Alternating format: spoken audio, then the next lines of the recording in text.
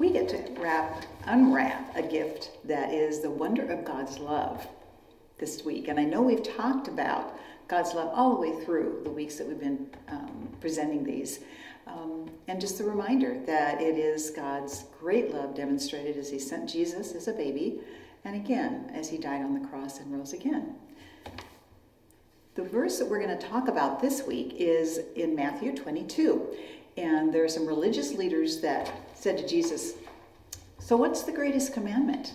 And Jesus responded by saying essentially, "Love God with everything in you and love your neighbor as yourself." But how do we do this?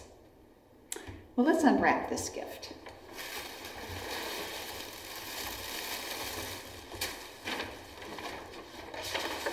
Oh, well, we have this jar that represents you and me. And then we have this jar that represents God's love, his immense love. Well, as you have been told many times, and as we know, that as we accept Jesus as our Savior, we commit our lives to him, then it is God does come and pours his love into our life. So let's see what happens when this is done. Get the top off there. Okay.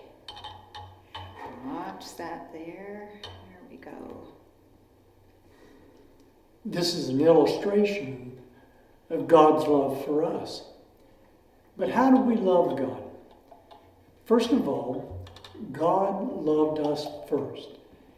And if God has so loved us, he also calls us to love one another. His love begins to move into our lives, and as we are filled more and more with the love of God, we also become more available to share that love with people around us. It's starting to come. We're watching God's love begin to pour in us.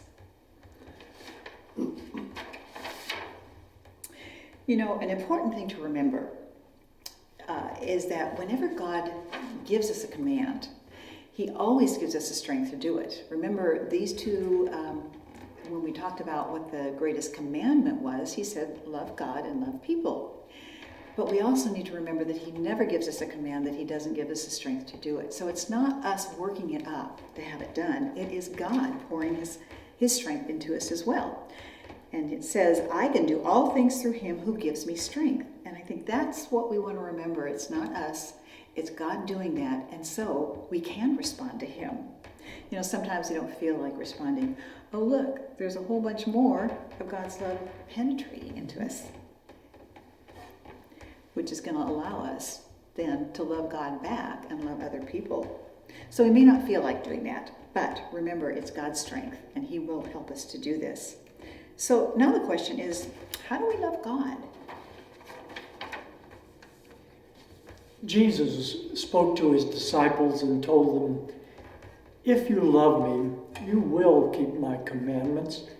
And we obey God, and that shows that we love him.